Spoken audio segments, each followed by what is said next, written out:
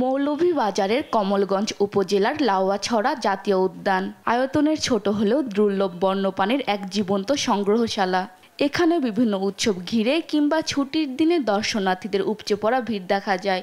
বিলুপ্ত প্রজাতির উল্লুক, মায়া হরিণ, বিভিন্ন প্রজাতির বানর সহ বন্যপ্রাণীর শব্দ দূষণে অস্বস্তি বোধ করে। মানুষের কোলাহলের কারণে বন্যপ্রাণীরা লুকিয়ে গিয়েছে।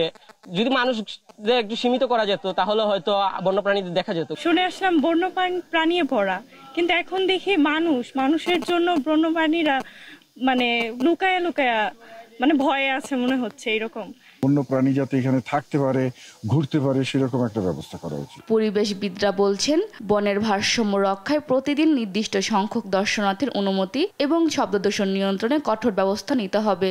এছাড়া বনের ভেতর দিয়ে রেল লাইন ও সড়কপথ অপসারণ করার দাবিও দীর্ঘদিনের।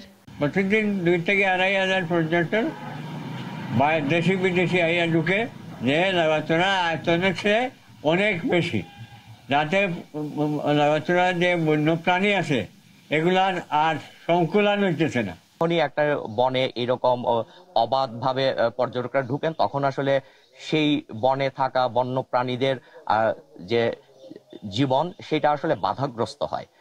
আরেকটা দাবি আমাদের যে প্রজনন মৌসুমে লাউয়াছড়াকে সিল করে দেওয়া। পর্যটকের চাপ কমাতে গত বছরের আগস্ট থেকে বনে প্রবেশ মূল্য 50 থেকে 115 টাকা করা হয়। ফলে এবছর চাপ কিছুটা কমেছে বলে দাবি বন বিভাগের। তবে প্রতিদিন দর্শনার্থীর ধারণ ক্ষমতা কত সেই হিসাবও নেই তাদের কাছে। লাউয়াছড়া আসলে ক্যারিং ক্যাপাসিটি, এটা আসলে এক্স্যাক্টলি আসলে আমার ওরকম এটা সম্পর্কে এখনো ধারণা নাই। তবে 300+ আর কি প্রতিদিন লাউয়াছড়ার দর্শনার্থীদের আসলে আগমন হয় বলে আমরা ধারণা করি। বন রক্ষায় কর্তৃপক্ষ আরও সতর্ক হবে, এমনটাই প্রত্যাশা সচেতন মহলের। নিউজ ডেস্ক, দেশ টিভি।